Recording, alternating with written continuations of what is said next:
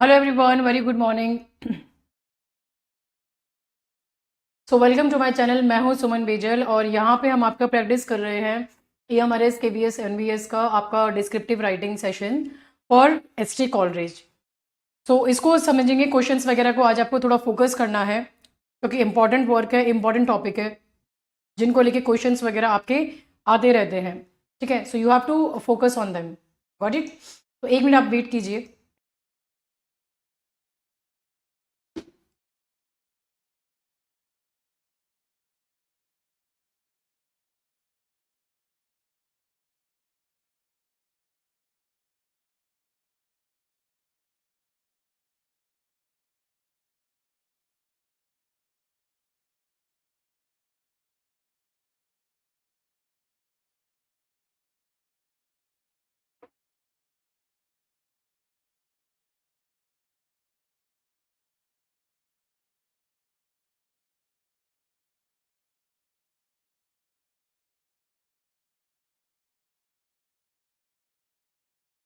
जो भी ऑनलाइन है एक बार आप थम्स अप दे दीजिए कि आपका वीडियो वगैरह सब कुछ अच्छे से चल रहा है यहाँ पे।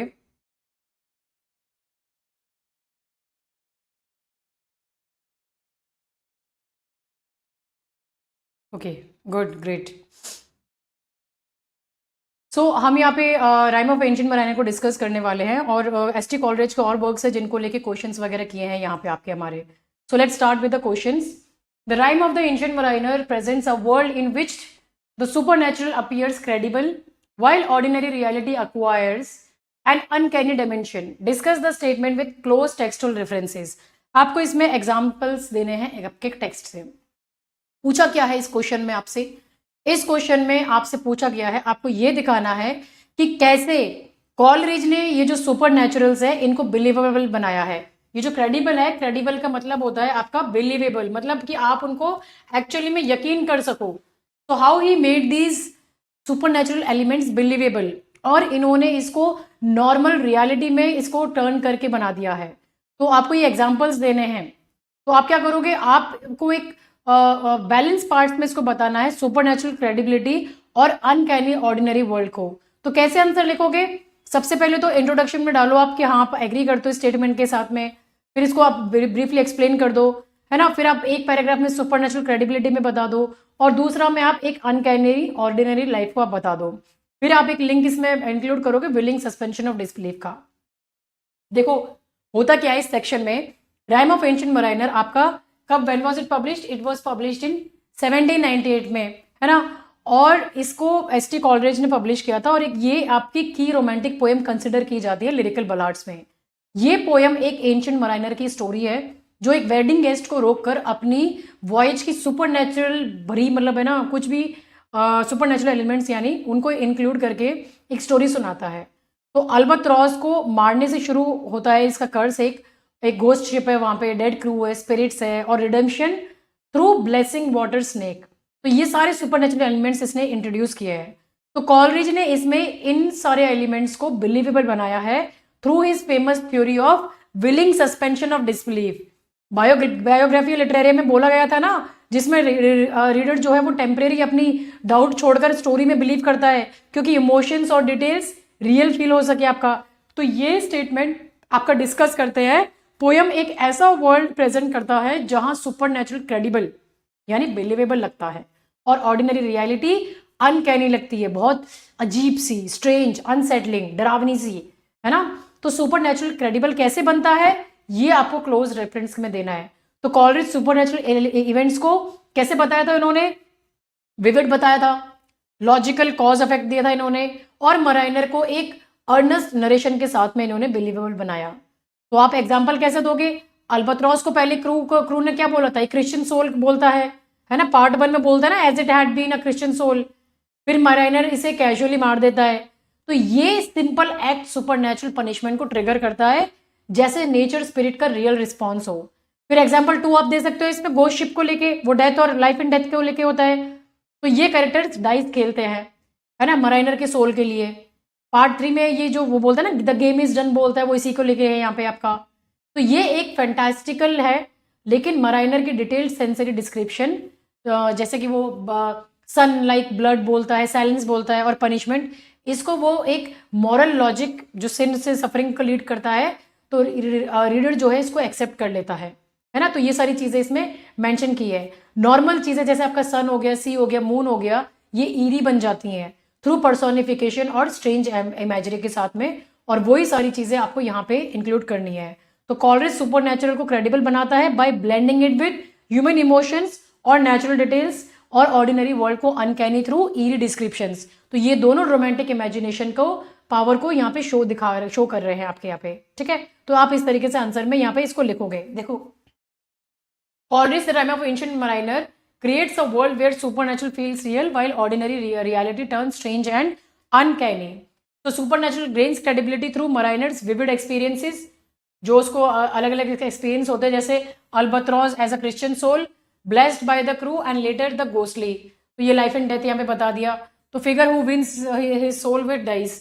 So these events feel believable because the mariner narrates them earnestly to the wedding guest, forcing billing suspension of disbelief. ये फ्रेज आपको इसके अंदर जरूर मेंशन करना है, तभी नंबर मिलेंगे इसके अंदर, ठीक है। फिर आप देखो यहाँ पे, at the same time everyday things becomes eerie, the sun is bloody like a face, the calm sea looks like a painted ship upon a painted ocean। और ये फ्रेजेस आपको यहाँ पे याद करने हैं।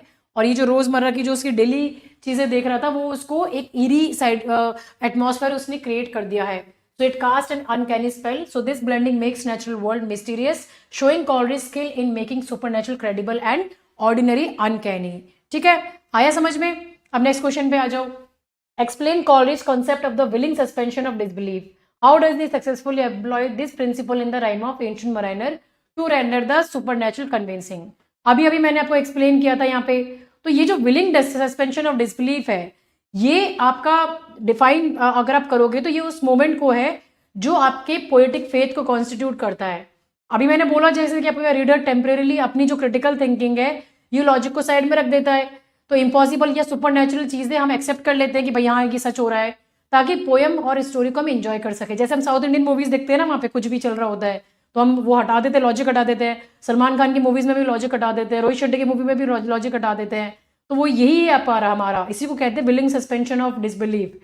तो ये वॉलंटरीली होता है, आपका विलिंग होता है यहाँ पे, क्योंकि राइटर ह्यूमन इंटरेस्ट और आपके जो इंसानी इमोशंस है उनको रियलिस्टिक फील देता है, जो शैडोज ऑफ इमेजिनेशन को बिलीवेबल बनाते हैं। तो कॉलरिज ने ये आपके सबसे पहले लिरिकल बलार्ड्स को 1798 में प्लान के कॉन्टेक्स्ट में बोला था, है ना। वो सुपरनेचुरल रोमांटिक कैरेक्टर्स पे फोकस करते हैं, जबकि वर्ड्सवर्थ ऑर्डिनरी लाइफ पे, ठीक है। तो ये सारी चीजें आपको यहाँ पे देखना है। Got it? तो आंसर कैसे लिखेंगे? Coleridge concept of willing suspension of disbelief means the reader temporarily accepts impossible और supernatural events as true to enjoy the poem. In biography or literature, he says poetic faith makes us believe in unreal things when the story feels emotionally real and consistent. In the rhyme of ancient mariner, Coleridge uses this principle successfully. इन्होंने कैसे mix किया उसको? अब he mixes everyday sea life with supernatural. The mariner kills the albatross, bringing curse the sea life and death, wins his soul and dies. These strange events feel believable because of the realistic details like thirst. तो ये आप phrase याद करो, water water everywhere, human guilt and the mariner's sincere narration to the wedding guest. So this emotional truth makes the reader accept ghost spirits and redemption without doubt, proving Coleridge's theory works perfectly. ठीक है, next question देखो। Critically examine the treatment of supernatural इन क्रिस्टबल। अब आपको ये supernatural elements क्रिस्टबल में कैसे use किए गए हैं वो आपको यहाँ पे एक्सप्लेन करने हैं। How does Coleridge construct N atmosphere of ambiguity, mystery and psychological dread. तो ये आपको यहाँ पे बताना है। तो पहले तो आपको एग्जामिन करोगे ये सुपरनेचुरल एलिमेंट्स में, तो ये गैरेल्डीन को आप बता दो कि उसकी आइडेंटिटी क्या है, वो वैम्पायर लाइक है या फिर आपकी इविल स्पिरिट है ना। फिर आपको एक्सप्लेन करोगे कि कॉलरिज ने ये एटमॉस्फेयर कैसे बनाया है, जो एम्बिग्विटी है, जहाँ पे अनरिजॉल्व आपके अनक्लियर मोटिव है, अनरिजॉल्व इवेंट्स है ना, वो मेंटल फियर है आपका, हिंट ऑफ इवल है, इन सारी चीज़ों को बताओगे आप यहाँ पे आपका, ठीक है। तो ये आपको चीज़ें यहाँ पे ध्यान में देनी है यहाँ पे आपका, ठीक है। तो अब आप देखो इसे कैसे आप आंसर को लिखोगे। पहले तो क्रिस्टबल क्या है आपका? क्रिस्टबल में ये आपका क्रिस्टबल जो है इट वाज पब्लिश्ड इन 1797, ठीक है। तो इसमें सुपरनेचुरल एलिमेंट्स को ट्रीटमेंट बहुत ही सटल और अनकन्वेंशनल है ना। गोस्ट या मॉन्स्टर की बजाय ये एक साइकोलॉजिकल और सजेस्टिव लेवल पे काम करती है। है ना, जो रोमांटिक गॉथिक को और भी ज़्यादा एनरिच कर रही है। लेकिन ये पोयम अनफिनिश्ड थी, इसीलिए इसकी वजह से ये फ्लॉड भी है, काफ़ी क्रिटिक्स इसको मानते हैं क्योंकि वो डिफर नहीं कर पा रहे हैं, एम्बिगुअस है। तो सुपर नेचुरल एलिमेंट्स को जो इन्होंने क्रिटिकली ट्रीट किया है, तो कॉलरिज ने इनको डायरेक्ट नहीं दिखाया बल्कि इन्होंने हिंट दी है और एम्बिग्विटी को बिल्ड किया है। तो गेरेल्डीन एक सेंट्रल सुपरनेचुरल फिगर है यहाँ पे, वो फॉरेस्ट में हेल्पलेस दिखती है लेकिन उसकी प्रेजेंस अननेचुरल है। उसकी सरपेंट प्रेजेंट, जैसे सरपेंट आईज है उसकी, सांप जैसी आंखें और मार्क ऑफ माई शेम, तो ये एक वैम्पायरिक या फिर डेमोनिक आइडेंटिटी को हिंट देते हैं, लेकिन कॉलरिज कभी कंफर्म नहीं करते और ये एम्बिगुअस उसको सेडक्टिव विक्टिम और इवल प्रेडेटर दोनों बना देती है। तो क्रिस्टबल को उसका टच पैरालाइज कर देता है यहाँ पे, है ना। तो ये क्रिस्टबल के स्पेल से क्रिस्टबल ट्रांस में चली जाती है और ये सडलिटी प्रेज वर्दी है क्योंकि ये चीप हॉरर को अवॉइड किया है उन्होंने यहाँ पे, है ना। तो आप इन्हीं को यहाँ पे लिखो कि सुपर नेचुरल का फुल नेचर अनरिजॉल्व्ड है यहाँ पे और इसी वजह से टेंशन क्रिएट हुआ है लेकिन क्लोजर नहीं मिला है। एटमॉस्फेयर ऑफ एम्बिग्विटी और मिस्ट्री और साइकोलॉजिकल ड्रेड कैसे कंस्ट्रक्ट होता है यहाँ पे, कॉलरिज इसको स्टार्ट तो करते हैं एम्बिग्विटी से, कॉन्ट्रास्टिक इमेजेस से, जैसे नाइट चिली है लेकिन डार्क नहीं है, तो ये पार्ट 1 में उन्होंने दिखाया। जो नॉर्मल नाइट को ईरी बनाता है क्योंकि डार्कनेस एक्सपेक्टेड होती है, लेकिन यहाँ हाफ लाइट मिस्ट्री बढ़ा देती है। तो मिस्ट्री अनरिजॉल्व्ड इवेंट से बिल्ड होती है कि नहीं है। गैलेडिन कासल में एंट्री होती है उसकी हैवी ब्रीदिंग है यहाँ पे, और क्रिस्टबल का फादर सर लियोलाइन के साथ स्ट्रेंज इंटरेक्शन, तो ये सारी चीज़ें हिंट देती है लेकिन एक्सप्लेन नहीं करती। तो साइकोलॉजिकल ड्रेड सबसे ज़्यादा स्ट्रॉन्ग है यहाँ पे। क्रिस्टबल का इनर फियर से वो जेरेल्डीन के स्पेल के बाद शडरिंग और ट्रांस में है ना। तो ये सारी चीज़ें आपको यहाँ पे मेंशन करनी है। तो ओवरऑल कैसे पता होगा कि कॉलरिज सुपर नेचुरल को बिलीवेबल बनाने की बजाय अनसेटलिंग बनाते हैं थ्रू एम्बिग्विटी और सजेशन, जो ट्रेडिशनल गॉथिक से अलग है। और ये रोमांटिक इमेजिनेशन का पावर शो करता है सुपर नेचुरल रियलिटी को ब्लर करके कि कैसे साइकोलॉजिकल ड्रेड हाइटन किया जाए, है ना। तो ये आपको यहाँ पे सारी चीज़ों को आप देखोगे। अब देखो, Coleridge Christabel treats the supernatural subtly, blending it with reality to create unease rather than outright horror. So Geraldine, found in the woods, embodies supernatural evil. Her mark of my shame hints at a cursed or vampire nature, but Coleridge leaves it vague, critiquing traditionally gothic or making her seductive yet sinister without clear resolution. Clear resolution इसलिए नहीं मिला था क्योंकि ये poem आपका incomplete है. This construct ambiguity through the unresolved mysteries like Geraldine's spell on Christabel, where the lovely lady's cheek flushes unnaturally, blurring good and evil. So mystery builds via dim settings. The night is chilly but not dark, evoking hidden threats. Psychological dread arises from Christabel's trance-like fear and inner conflict, making the supernatural feel mentally invasive. So overall, Coleridge का unfinished poem masterfully uses ambiguity to heighten romantic dread and questioning human vulnerability. ठीक है, answer को आप इस तरीके से mention करेंगे आप यहाँ पे अपना। Got it. अब नेक्स्ट क्वेश्चन पे आ जाओ। Kubla Khan is a dream vision that dramatizes the creative process. Analyze the poem in the light of Coleridge's theory of imagination. अब यहाँ पे आपको अग्री करना है स्टेटमेंट के साथ में, है ना, कि ये स्टेटमेंट क्या ये ड्रीम लाइक विजन है, ये ड्रामेटाइज कर रही है कैसे इमेजिनेशन आपके आर्ट को क्रिएट करती है। फिर आपको इसमें एलिमेंट्स को एनालाइज करना है, इसका इमेजरी, इसके स्ट्रक्चर, इसके प्रीफेस को, और आपको ये किसके थ्रू, आप कॉलरिज के इमेजिनेशन थ्योरी के थ्रू बताओगे। प्राइमरी जो कि गॉड लाइक क्रिएशन है, और सेकेंडरी जो कि पोएट्स रिक्रिएशन है, और फैंसी जो आपका एसोसिएटेड है ना। तो आप ये सारी चीजें बताओगे। अब कुबला खान जो वर्क था इनका, ये एक ड्रीम विजन है जो एक क्रिएटिव प्रोसेस को यहाँ पे ड्रामेटाइज कर रहा था। ठीक है, तो ये इन्होंने 1816 में कुबला खान को पब्लिश किया था।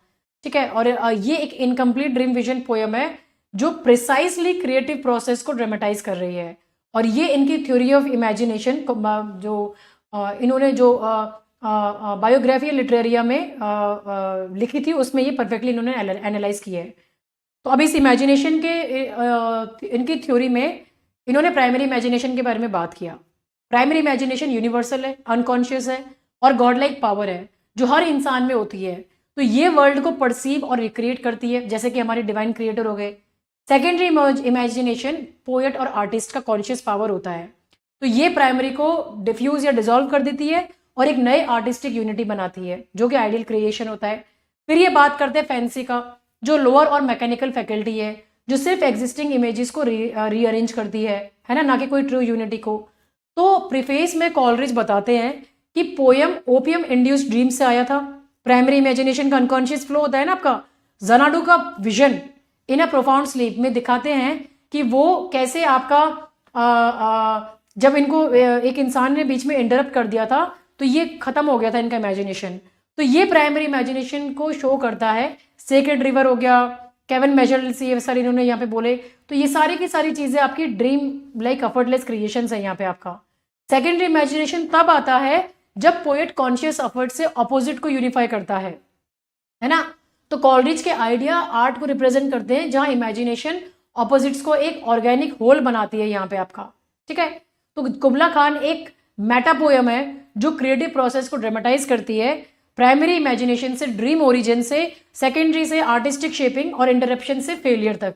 तो कॉलरिज ने इस फ्रेगमेंट में इमेजिनेशन को डिवाइन और फ्रेजाइल नेचर दोनों को कैप्चर किया है और वही आपको इस आंसर में लिखना है। तो आप इसकी थ्योरी को लिंक करोगे डायरेक्टली प्राइमरी और अनकॉन्शियस ड्रीम ओरिजिन के साथ में, सेकेंडरी को सनी प्लेजर डम के जैसे आपके फ्रेजेस इनको साथ में बता दो यहाँ पे, है ना। यहाँ पे पोएट कैसे आपके अपोजिट्स को रिशेप कर रहा है यूनिटी को, वो बताओ आप यहाँ पे आपका। तो कैसे लिखोगे आप, Coleridge Kubla Khan is indeed a dream vision that dramatizes the creative process analyse through his theory of imagination in Biographia Literaria.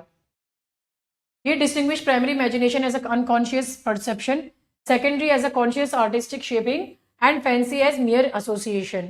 The poem begins with primary imagination in the dream-inspired vision of Xanadu, where the sacred river Alp flows through caverns measureless to man. Secondary imagination अब हम यहाँ पे बता रहे हैं, it shines in the poet's recreation, blending opposite like a sunny pleasure dome with caves of ice. तो ये phrase आप यहाँ पे mention कर देना. Into harmonious art. Yet the creative process is fragile, interrupted by the persons from prologue, showing fancy's limits when vision fades. So overall, Coleridge dramatizes imagination, divine power and human failure, making the fragment a meta poem on artistry. ठीक है, next आ जाओ. What are the salient features of romantic poetry as reflected in the Rime of Ancient Mariner? अब Rime of Ancient Mariner we have already discussed. ठीक है, अब इसके salient feature क्या है ये आपको अब आप सेलेंट फीचर्स बताओगे तो 4-5 पॉइंट्स आपको डिस्कस करने हैं। तो आप एम्फेसाइज करो उसके इमोशन गिल्ट पे, सुपरनेचुरल एलिमेंट्स बता दो, आप नेचर को एक मॉरल फोर्स की तरह बताओ, इमेजिनेशन बताओ, इंडिविजुअल फोर्स बताओ, है ना, सफरिंग रिडेम्पशन बता दो। और ये सारी चीज़ें आपके पोएम में कैसे रिफ्लेक्ट हो रही है ये आपको बताना है। तो आपको एग्जाम्पल देने हैं, ठीक है, इन चीज़ों को लेके आप यहाँ पे। तो आप कैसे आंसर को लिखोगे यहाँ पे अपना आंसर?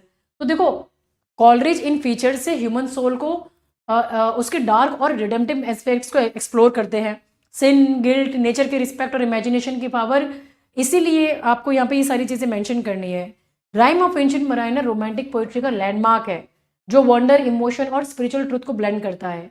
तो इंट्रोडक्शन में पोएम को रोमांटिक मास्टरपीस बोलो, 4 फीचर्स लिस्ट करो और हर फीचर के लिए एक शॉर्ट कोट और ब्रीफ एनालिसिस उसका लिख दो। यहाँ पे इमोशन, सुपरनैचुरल, नेचर, इमेजिनेशन, इनको कवर करना है आपको यहाँ पे आपका, ठीक है। तो कैसे लिखेंगे? Rime of ancient Mariner clearly shows salient features of the romantic poetry. कैसे?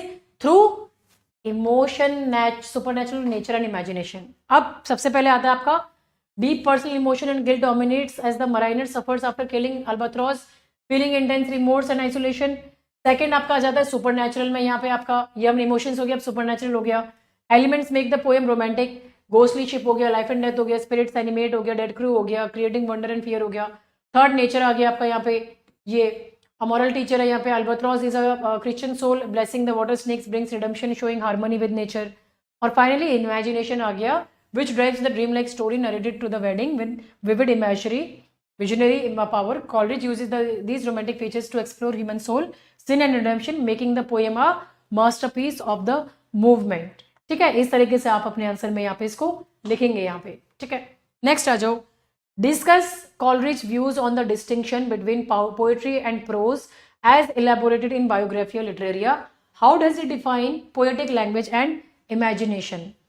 तो ये जो क्वेश्चन है 2 पार्ट्स पूछ रहा है। पहले पार्ट में कॉलरिज को आपका डिस्टिंक्ट करना है। पोएट्री आप बताओ कि भाई पोएट्री तो एम करती है प्लेजर पे थ्रू इमेजिनेशन, और प्रोज करती है आपके फोकस ट्रुथ पे, है ना। फिर आपको बताना है कि poetry uses best words order और प्रोज क्या यूज करता है, गुड ऑर्डर को। फिर पार्ट सेकंड में आप पोएटिक लैंग्वेज को बताओगे एज रिफाइंड एवरीडे स्पीच, जहाँ पे इमेजिनेशन को क्रिएटिव फोर्स की तरह बताओगे, तो प्राइमरी को परसेप्शन बता दो, सेकेंडरी को आर्टिस्टिक रिक्रिएशन बता दो, और फैंसी मैकेनिकल हो गई है। अब ये एक्चुअली आपसे बायोग्राफी लिटरेरिया के वर्क के बारे में पूछ रहा है, which was published when in 1817 में। तो ये पोएट्री और प्रोज के बीच एक क्लियर डिस्टिंक्शन बनाया है इस वर्क में, ठीक है, मेनली उनके लैंग्वेज के बेसिस पर।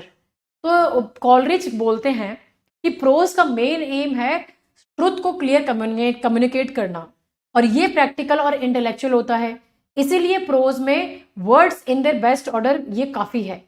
लेकिन पोइट्री में जो पोइट्री का जो प्राइमरी पर्पस है वो इमीडिएट प्लेजर देना है, लेकिन हाउ, थ्रू इमेजिनेशन और ब्यूटीफुल फॉर्म के थ्रू। इसीलिए poetry the best words in the best order होती है, और यहाँ वर्ड्स की सिलेक्शन और अरेंजमेंट दोनों आर्टिस्टिक और सुपीरियर होते हैं। तो ये डिस्टिंक्शन न्यू क्लासिकल रूल से अलग है और रोमांटिक एम्फेसाइज ऑन इमेजिनेशन को हाईलाइट करता है। तो कॉलरिज वर्ड्सवर्थ को लो और रस्टिक लाइफ बोलते हैं, और लैंग्वेज को जो है it is really use by man जो बोलते हैं उनको क्रिटिसाइज करते हैं, क्योंकि वो मानते हैं कि पोएटिक डिक्शन रोज की लैंग्वेज को रिफाइन करती है और प्योरीफाइड होनी चाहिए, ना कि प्योरली रस्टिक, ठीक है। तो इन चीज़ों पे वो फोकस कर रहे हैं यहाँ पे आपका। तो इसमें क्या करोगे आप, इंट्रोडक्शन में आप इसके डिस्टिंक्शन पर्पज से शुरू करो, है ना। एक पैराग्राफ में आप best words in best order को कोट करो, फिर आप वर्ड्सवर्थ क्रिटिक करो यहाँ पे। दूसरे पैराग्राफ में आप प्राइमरी सेकेंडरी फैंसी की डेफिनेशंस को बताओ, ये बताओ कि वो डिसॉल्व करते हैं, डिफ्यूज करते हैं यहाँ पे, है ना, और उनको एक स्ट्रक्चर्ड वे में मेंशन करो। तो देखो, in Biographia Literaria Coleridge distinguishes poetry from prose by purpose. Prose communicates truth directly while poetry gives immediate pleasure through imagination. ठीक है, अब ये आपको ये मेंशन करना है। He says prose is words in their best order, but poetry is the best words in the best order, emphasizing artistic selection over utility. Poetic language, he argues, is not rustic as Wordsworth claimed, but refined everyday speech, purified from defects from universal appeal.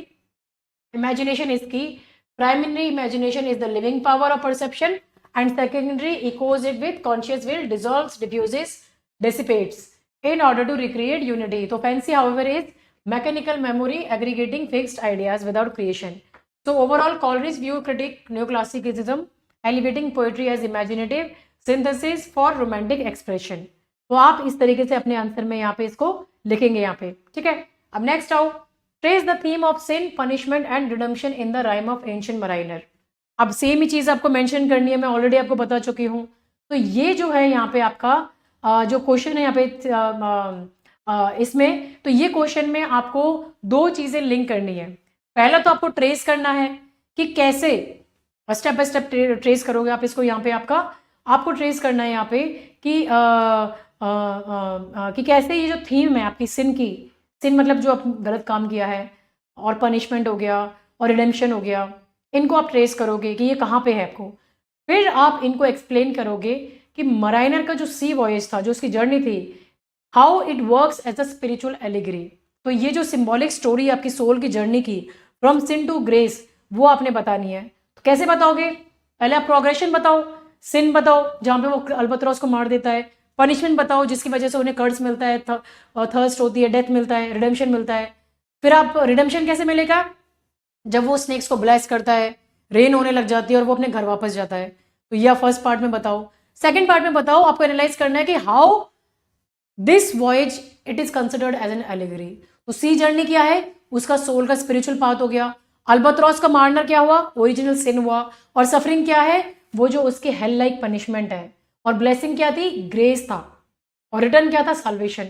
तो इसमें आपको ऐसे इसमें बताओगे, है ना। तो ये इस वर्क में rhyme of the ancient mariner में सिन, पनिशमेंट और रिडेम्पशन का थीम बहुत क्लियर है और स्टेप बाय स्टेप चलता है। पूरा वॉयज एक स्पिरिचुअल एलिगरी की तरह काम करता है ना। तो ये आपको देखना है। सिन के पार्ट में मराइनर का सबसे बड़ी गलती होती है अल्बत्रोस को मार देना। अल्बत्रोस एक होली बर्ड थी, क्रूज को क्रिश्चियन सोल बोलता है ना, और गुड लक मानता है। मराइनर बस मूड में क्रॉसबो से उसको शूट कर देता है, ठीक है। तो ये थॉटलेस एक्ट नेचर और गॉड के अगेंस्ट है, जिसे ओरिजिनल सिन या डिवाइन ऑर्डर की वजह से उसको कंसिडर किया गया है। फिर इसकी वजह से पनिशमेंट क्या मिलती है, जल्दी कर्ज शुरू हो जाता है, हवा रुक जाती है, शिप्स बंद हो जाती है ना, और बहुत तड़पती हुई स्कॉर्चिंग हीट आ जाती है। सब एक्सट्रीम थर्स्ट से पागल होते हैं। तो वो जो आपका फ्रेज है water water everywhere nor any drop to drink, वो आप यहाँ पे मेंशन करोगे। गोस्ट शिप आता है जिसमें डेथ और life and death dice game खेलते हैं, क्रू मर जाता है, सिर्फ मराइनर जिंदा रहता है, तो अल्बाट्रॉस उसके गले में लटका दिया जाता है। तो ये गिल्ट का सिंबल है। पूरा पूरा फेज एक हेल जैसा फील होता है, आइसोलेशन है, गिल्ट है, फिजिकल सफरिंग है और स्पिरिचुअल डेथ हो जाता है। फिर रिडम्पशन कैसे मिलता है? टर्निंग पॉइंट तब आता है जब मराइनर वाटर स्नेक को देखता है और अनकॉन्शियसली उसको लव करता है ना, उसको ब्लेस करता है। तो ये मोमेंट जहां पे वो जेन्युइन लव और ह्यूमिलिटी दिखाता है, इसकी वजह से उसका कर्स टूट जाता है, बारिश होती है और जो डेड क्रू के हैं वो जो स्पिरिट्स है वो उसकी हेल्प करते हैं, शिप चलाते हैं और मराइनर घर वापस पहुंच जाता है। लेकिन फुल रिडेम्पशन उसको नहीं मिलता, वो लाइफ टाइम पेनेंस में रहता है, हर जगह वो अपनी स्टोरी सुनाता है ताकि लोग सीखे। तो फेमस लाइन आपकी यहां आती है, he prayeth best who loveth best. ठीक है, तो पूरा सी जर्नी सोल की इनर स्पिरिचुअल जर्नी को रिप्रेजेंट करता है। शिप का बाहर निकलना यानी लाइफ का शुरू होना या नॉर्मल ह्यूमन एग्जिस्टेंस को रिप्रेजेंट कर रहा है। तो आप ये आंसर को अपना इस तरीके से बताओगे अपने आंसर को। ठीक है, तो आंसर लिखते टाइम आप इंट्रोडक्शन में बोलो कि पोएम सिन पनिशमेंट रिडेम्पशन का क्लियर आर्क फॉलो करता है और वॉयज आपका एक स्पिरिचुअल जर्नी है ना। पहले पैराग्राफ में आप सिन को बता दो जहां पे अल्बाट्रॉस को मारा जाता है, फिर पनिशमेंट बता दो, रिडेम्पशन बता दो, सेकंड में वॉयज की सोल जर्नी से इसको लिंक कर दो यहाँ पे, और कंक्लूजन में यहाँ पे मॉरल लेसन है यहाँ पे that love for all creation, ये एज अ यूनिवर्सल लेसन की तरह इसको बताओ। तो कैसे लिखोगे? इन the rime of ancient mariner Coleridge traces sin, punishment and redemption clearly. The mariner sins by killing the albatross, a Christian soul and good omen. Punishment follows instantly. Calm winds thirst, water everywhere, nor any drop to drink. Ghostly ship and crew's death. He suffers isolation, guilt in a hell-like sea. So redemption comes when he blesses the water snakes in love, breaking the curse, rain falls, spirit helps, and he returns home. So the voyage functions as a spiritual allegory. The sea journey symbolizes the soul's path from sin, जो उसका original fall होता है, to punishment. अब ये हमारा यहाँ पे पूरा जर्नी को दिखा रहे हैं हम यहाँ पे, and redemption step by step हमारा पूरा जर्नी चला गया है। सो द मराइनर लर्न्स, जो हमारा यहाँ पे ये मॉरल जो यूनिवर्सल लेसन है वो हमने यहाँ पे कंक्लूजन में दे दिया है। ठीक है, नेक्स्ट क्वेश्चन देखो, analyse the symbolic significance of the albatross in the rime of ancient mariner. Why does the mariner wear it around his neck and what does it represent? तो अब ये क्वेश्चन क्या बोल रहा है आपसे यहाँ पे बताने के लिए? तो ये क्वेश्चन आपसे पूछ रहा है कि आपको एनालाइज करना है अल्बाट्रॉस को एज अ सिंबल, इसका गहरा मीनिंग क्या है। आप एक्सप्लेन करो कि क्यों मराइनर इसको अपने गले में लटका के घूम रहा था, क्योंकि पनिशमेंट का एक्ट था ना इसलिए, और क्या ये स्टैंड करता है। तो ये सिन, नेचर और रिडेम्पशन को स्टैंड करता है। तो आपको यहाँ पे सिंबॉलिक सिग्निफिकेंस बताना है कि ये albatross it means beyond literal bird, जो आपका गुड लक को रिप्रेजेंट कर रहा है, नेचर की स्पिरिट को रिप्रेजेंट कर रहा है, क्राइस्ट फिगर है।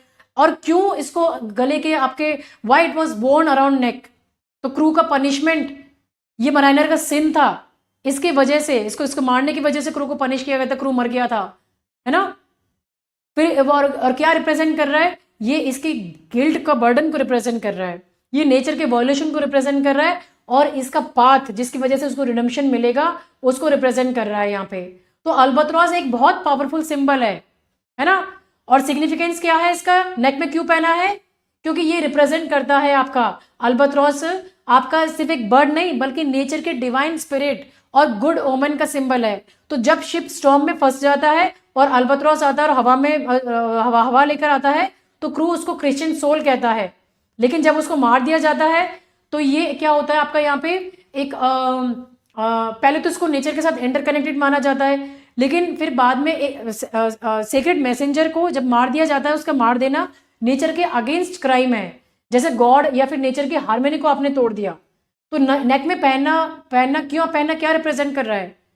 तो मराइनर जब अल्बाट्रॉस को शूट करता है तो क्रू गुस्से में उसको पनिश करता है, वो अल्बाट्रॉस को उसके गले में लटका देता है, क्रू लटकाता है उसको। तो ये पनिशमेंट का सिंबल बन जाता है, हैवी बर्डन ऑफ गिल्ट, सिन का वेट है, और ये कर्स का रिमाइंडर है। तो जैसे क्रॉस क्राइस्ट के सेक्रीफाइस को याद दिलाता है, वैसे ये अल्बाट्रॉस मराइनर को उसकी गलती का बताता है, याद दिलाता है। तो ये आइसोलेशन, शेम और स्पिरिचुअल डेथ को शो करता है। मराइनर अकेला सफर करता है जब पूरा क्रू मर जाता है यहाँ पे आपका। ठीक है, तो ये आपको यहाँ पे बताना है। Got it? तो आंसर कैसे लिखोगे? आप इंट्रोडक्शन में बोलो कि अल्बाट्रॉस नेचर और डिवाइन ग्रेस का पावरफुल सिंबल है, फिर एक पैराग्राफ में उसका सिग्निफिकेंस बता दो that it is considered as a Christian soul, जिसको गुड ओमेन माना जाता है। सेकंड पैराग्राफ में ये बताओ कि नेक पे उसको पहनना इट सिंबलाइजेस पनिशमेंट और गिल्ट का बर्डन को बता रहा है।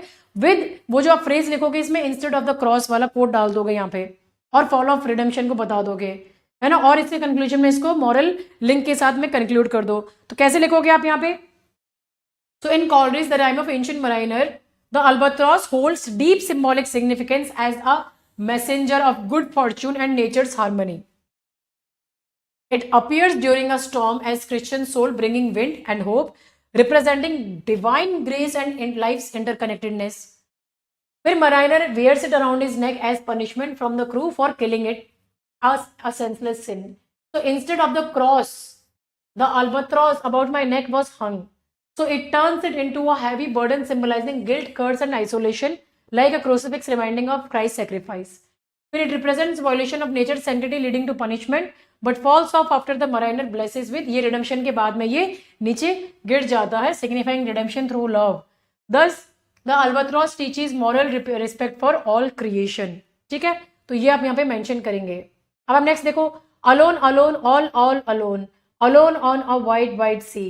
Discuss the significance of isolation and suffering in shaping the mariner's moral awakening. अब ये जो आपका यहाँ पे कोड दिया गया है, क्या सिग्निफाई कर रहा है आपका ये कोड यहाँ पे आपका? तो ये आपका राइम ऑफ एंशिएंट माराइनर से ही है यहाँ पे, और आपको इस कोड के ऊपर स्पेसिफिकली फोकस करना है। ये आपसे पूछ रहा है कि आप डिस्कस करो कि कैसे माराइनर का जो एक्सट्रीम आइसोलेशन था और जो उसकी इंटेंस सफरिंग थी, इसकी वजह से उसको रियलाइजेशन हुआ, उसकी मॉरल अवेकनिंग हुई, जिसकी वजह से उसको लव, प्रेयर और रिस्पेक्ट जिंदगी की सीख ली उसने यहाँ पे। तो आप इसमें आपको बताना है, एक तो सिग्निफिकेंस ऑफ आइसोलेशन बताओगे कि फिजिकल और emotional loneliness as punishment describe करो, फिर आप उसका सिग्निफिकेंस ऑफ सफरिंग बताओ, उसका गिल्ट, उसका थर्स्ट, उसका वो जो हॉरर जो उसने फेस किया जिसकी वजह से उसका अंदर इनर चेंज हुआ, और कैसे इन दोनों ने उसकी मॉरल अवेकनिंग को शेप किया। So from sinning to redemption और ये लर्निंग टू लव ऑल, ये कैसे आई है यहाँ पे आपका। तो ये जो कोड है आपका, ये सबसे पावरफुल मोमेंट में से एक है आपका। ये कोड आपका पार्ट 4 में आपको ये देखने के लिए मिलेगा। तो ये लाइन्स माराइनर की एक्सट्रीम आइसोलेशन और सफरिंग को कैप्चर करती है। तो ये दोनों चीजें उसके मॉरल अवेकनिंग को, मतलब यहाँ पे इसके लिए बहुत इंपॉर्टेंट है ना। तो ये आपको इसको देखना है आपको। माराइनर अल्बाट्रॉस मारने के बाद जब ये शिप में फंस जाते हैं यहाँ पे आपके, तो ये alone on a wide wide sea, ये फिजिकल लोनलीनेस नहीं बल्कि इमोशनल और स्पिरिचुअल आइसोलेशन है। इतना बड़ा सी उनको छोटा सा फील करा देता है, कोई हेल्प नहीं है, कोई बात नहीं है। तो ये पनिशमेंट है उसके सिन का, उसकी प्राइड और उसकी लापरवाही की वजह से नेचर से कट ऑफ हो गया।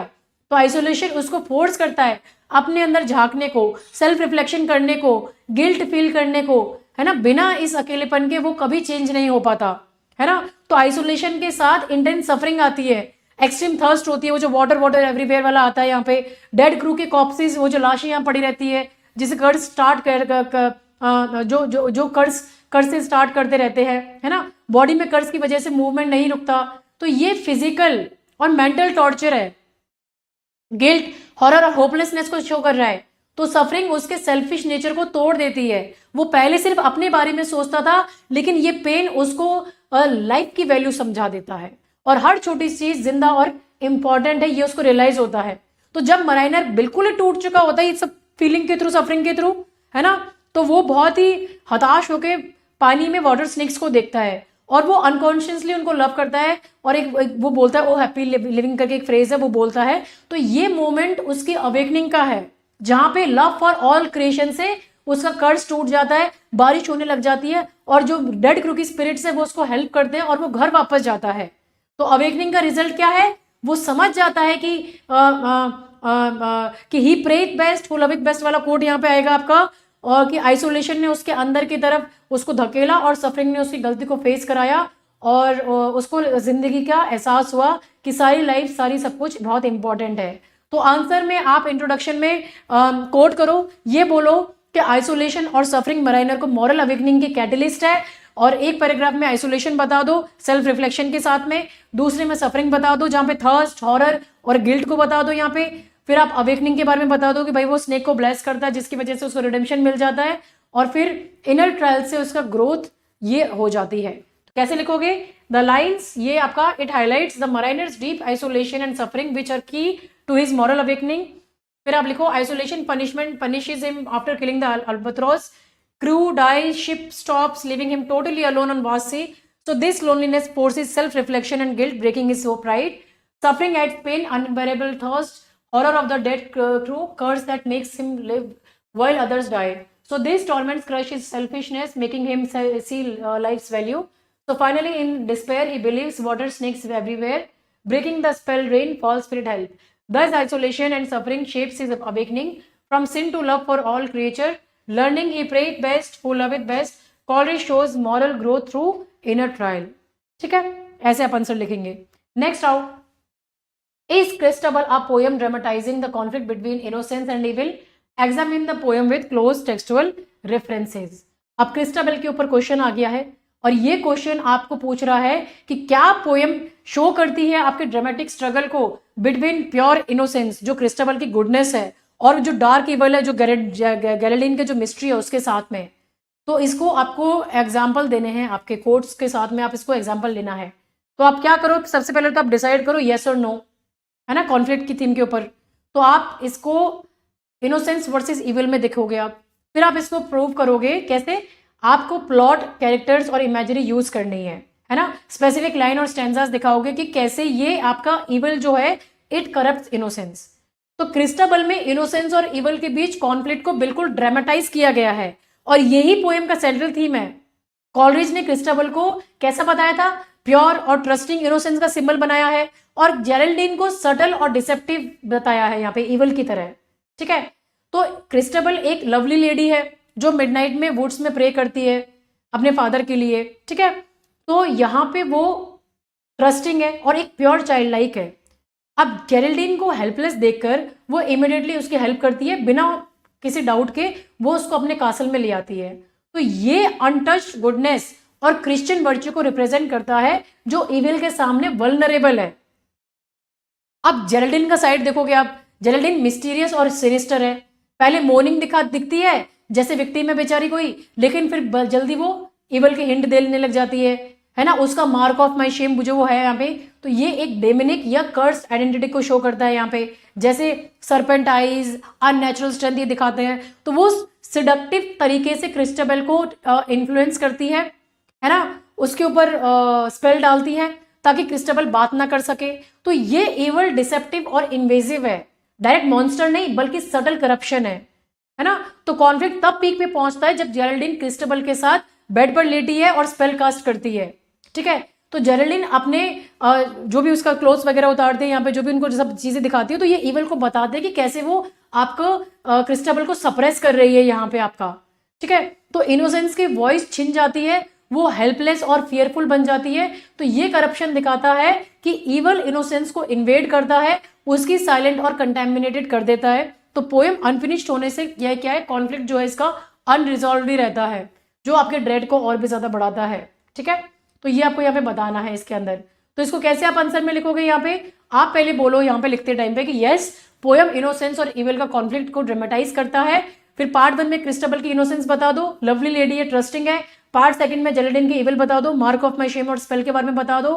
पार्ट 3 में कॉन्फ्लिक्ट बता दो, जो उसका बॉसम स्पेल क्लोज ड्रॉप है, यहाँ पे 2-3 कोर्स डाल दो उसके साथ में, और आप कंक्लूजन में वल्नरेबिलिटी और मॉरल स्ट्रगल के साथ में इसको यहाँ पे मेंशन कर दो। तो देखो, yes, Coleridge Christabel dramatizes the conflict between innocence and evil through Christabel's purity clashing with Geraldine's sinister mystery. Christabel embodies innocence as a lovely lady praying in the woods, trusting in time, representing untouched goodness. या childlike goodness भी आप बोल सकते हो। ये हमने इसका evil बता दिया है जेरल्डीन का यहाँ पे। Found mourning but her mark of my shame reveals hidden darkness, और जो एक vampiric या demonic हो सकता है, seducing with false pity. The conflict peaks when Geraldine casts a spell undressing to expose corrupting Christabel's dreams and speech, turning innocent, silent and fearful. So this unfinished poem uses Gothic ambiguity to show evil's subtle invasion, highlighting romantic themes of vulnerability and moral struggle where good falters against the deceptive will. ठीक है, तो ये answer को आप इस तरह से mention कर देंगे। Got it? तो ये थे आपके एसटी कॉलरेज। आपके मैंने 5 क्वेश्चंस असाइनमेंट के लिए आपको पीडीएफ में मिल जाएंगे, तो उनके आप जो क्वेश्चंस हैं उनको अपने वर्ड्स में लिख के आप मेरे को प्रोवाइड कीजिएगा। और आप जब भी मुझे आंसर प्रोवाइड करते हैं, एक तो A4 शीट में लिखो, ब्लैंक पेपर में क्वेश्चन लिखो, और क्वेश्चन के नीचे 120 वर्ड्स की लिमिट में आप अपने आंसर्स को मुझे लिख के दिया कीजिए, ठीक है, ताकि मैं आपको उसे करूँ। और जब भी आप दे रहे हो मुझे इमेजेस में मत भेजो अपने आंसर्स को, पीडीएफ में कन्वर्ट करके भेजो। इमेजेस में मेरे को नहीं समझ में आता, काफ़ी मतलब कुछ इमेज में कुछ आंसर आधा इधर चला गया आधा उधर चला गया, ऐसे भेजते हो आप लोग, सीक्वेंस वाइज भी नहीं भेजते हो। तो आप मुझे पीडीएफ में कन्वर्ट करके भेजो, ठीक है। तो ये था आपका आज का वीडियो। आपको पसंद आया तो लाइक करना, शेयर करना, सब्सक्राइब करना। और ये कुछ आपके ऑनगोइंग कोर्सेज है यहाँ पे आपके, that you can explore here, ठीक है। तो इनको आप देख सकते हैं आपके ऑनगोइंग कोर्सेज को यहाँ पे। और कोई भी कोर्स रिलेटेड क्वेरीज वगैरह होती है यहाँ पे, तो आप उसके लिए मुझे डायरेक्टली व्हाट्सएप पे कांटेक्ट किया कीजिए। आप लोग यहाँ पे यूट्यूब पे कमेंट्स छोड़ देते हैं तो उनको नहीं, आपके अवॉइड हो जाते हैं, मतलब इग्नोर हो जाते हैं वो कमेंट्स, कई बार दिख ही नहीं पाते हैं मुझे। कुछ कुछ तो 10-10, 15-15 दिन बाद में मेरे को दिखाई देते हैं यहाँ पे। तो अगर कोर्स रिलेटेड कोई क्वेरी है, कोई और डाउट है, तो आप मुझे ये जो नीचे व्हाट्सएप नंबर आ रहा है यहाँ पे आप मुझे डायरेक्टली कॉन्टैक्ट कर सकते हैं, ठीक है। तो thank you so much for watching this video. आपको पसंद आया तो लाइक करें, शेयर करें, सब्सक्राइब करें, and stay tune for more videos. Thank you, have a nice day.